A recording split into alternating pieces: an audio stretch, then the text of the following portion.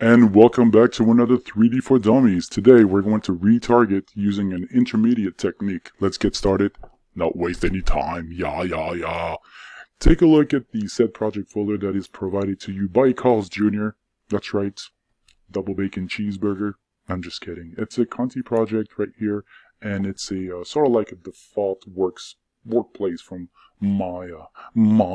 Yeah. If you take a look at the scenes folder, you will see the character for today, brought to you by Carl's Jr. I'm just kidding. Let's take Conti HIK, drag and drop it onto Motion Builder. I'll take Snow Animation, now it's a T-pose. It is from the anime, old school anime, Furikuri, possibly one of my favorite characters. Wanted to bring him to life, and by the way, it's got full on textures inside of Maya. Pretty cool stuff. Yeah, let's get started. We're going to import animation.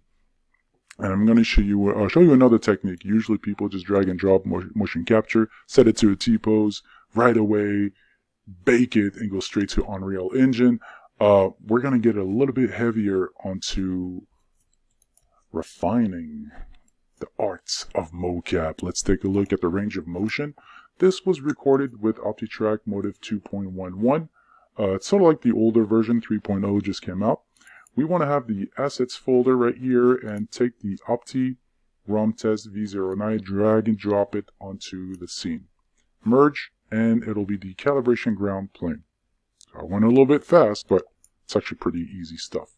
So what we have now, if you hit Control Spacebar, we have the motion capture. It's a range of motion, pretty much like a standard test that we have for rigging and motion capture with characters and stuff. So you'll notice that we have markers and nulls, right? They're basically baked to the character. Well, no, they're baked, but they're following the character.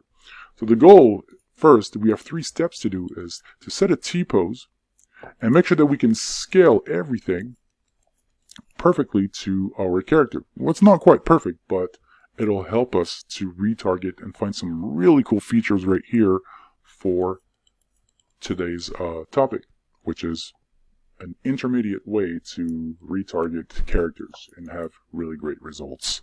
Alright, so the first thing we want to do is to set a T-pose on our character. Let's go back to keyframe 0, select the root skeleton, right? Open up the scenes folder, right mouse click, and select branches. So now you have selected all of your joints. You can hit Control W to take a look at the graph or the node base graph here. Hit F. And as you can see, you can also select them through this way. Hit Control W and go back. Right mouse click on the skeleton, which everything is still selected, and let's go to 0 and hit rotation. So that now we have a perfect T-pose, and as soon as you get a perfect T-pose, hit the keyframe. Yes. So that now, whatever you do now, your animation always goes back to a 0 T-pose motion. Oh, pose. Sorry, went too fast. Yeah. Alright, the next step is to actually make a root skeleton, or basically a common group, so we can scale everything together for our character. So what we're going to do now is look for elements. And under elements, I want you to take a look at a null. See, it says null right here. Drag and drop it onto the scene. And make sure that it's right smack in the middle. Put this one in the middle, if you can. Hit Control W if you're having issues to get this thing in the middle. There it is. Perfect, right? Also would like to scale from this angle right here. I think that will be nice. Take a look at your perspective.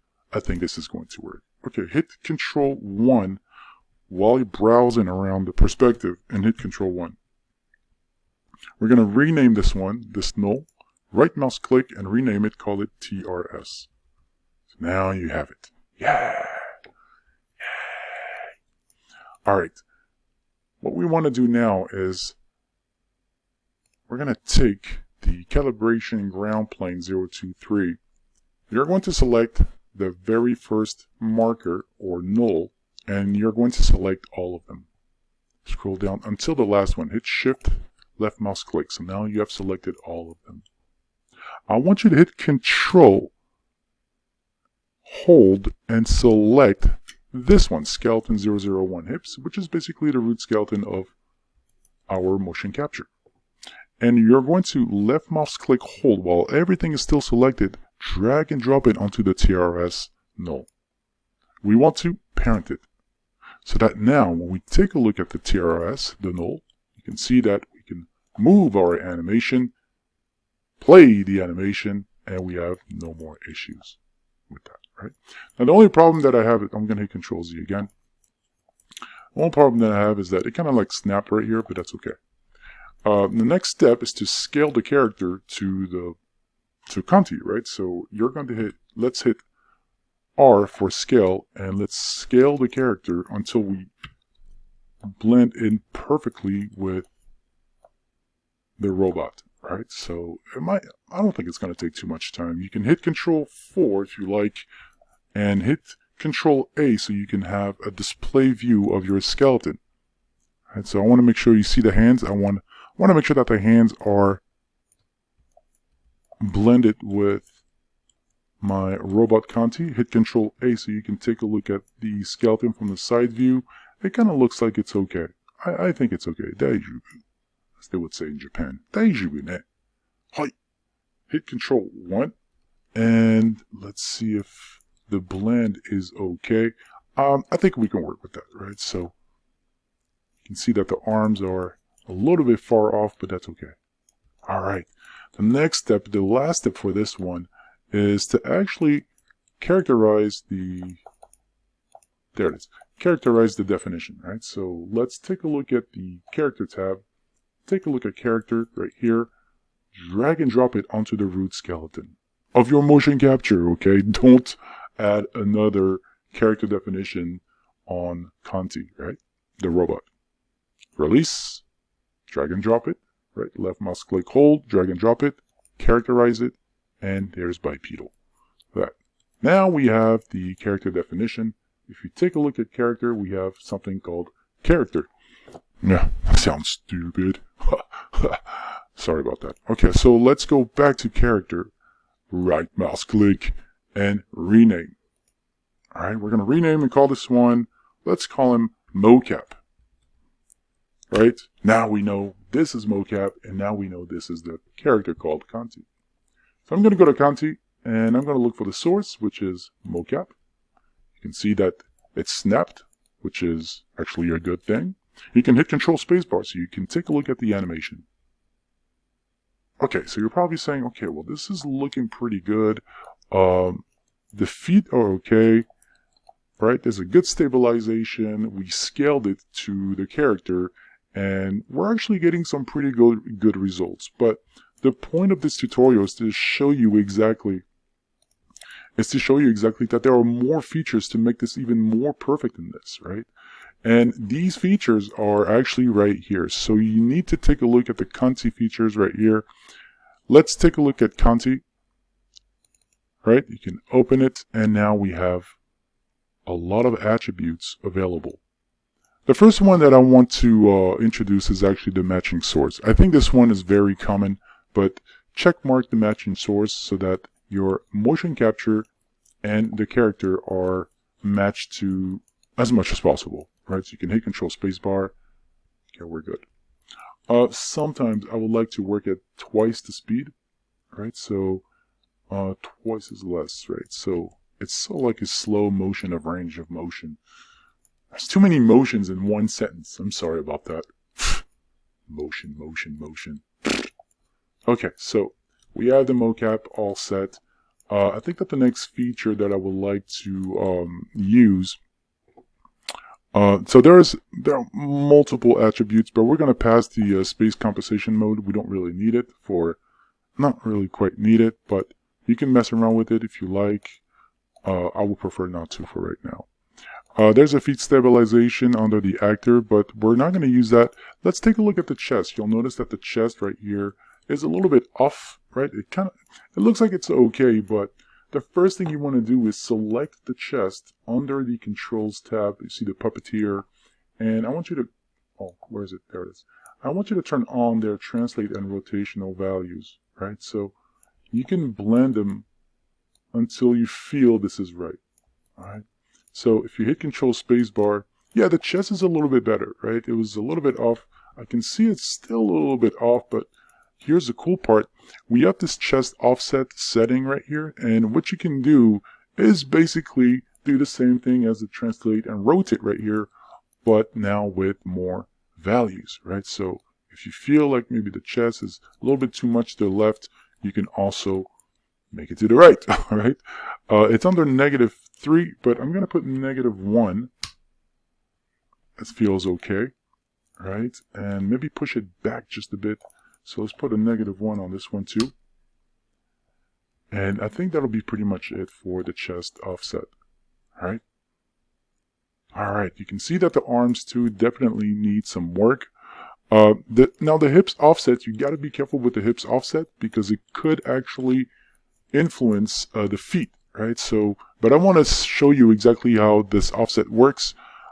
Pretty much, don't forget that there's an IK pull right here, right? You might need to turn it on and off, but pretty much the same features, right? So be very careful with the hips. You can definitely work with these values.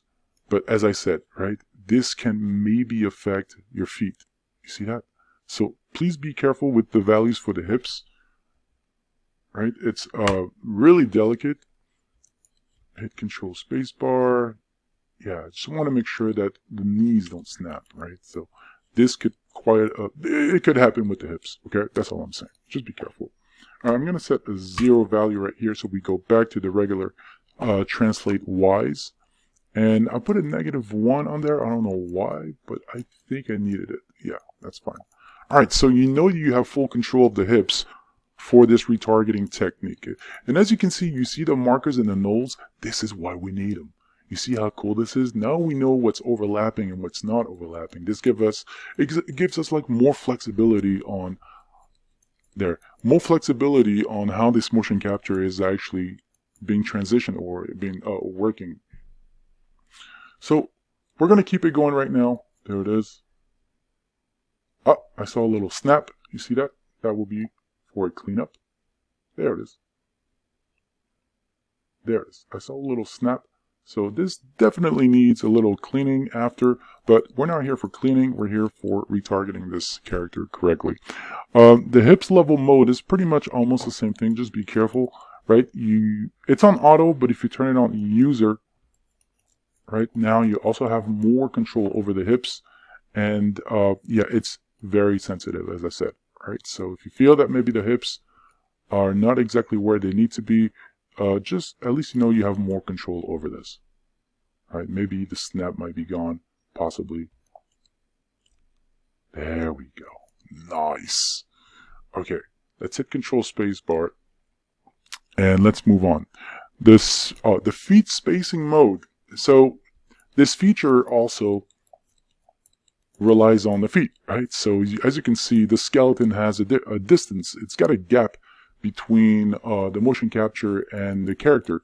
So be careful. You can turn it on, set it to user if you like, but don't forget that now you're squeezing this in, right? You're squeezing it. Look at this. Take it back to auto and take it to user, right? Take a look at the differences. The only difference is that on user now you can use these values, right, to even everything out. But I mean, I would prefer to use auto for right now. I don't think it's that bad. I don't have any issues with my feet for right now. The feet spacing is also almost the same thing, so we're going to skip this one, but pretty much the same thing, right? So almost the same thing. It's the spacing. All right, and there are tons and tons of other features, by the way. The ankle too, compensation mode. If you feel that your ankles are not really retargeted correctly, don't forget that you can also use this feature as well.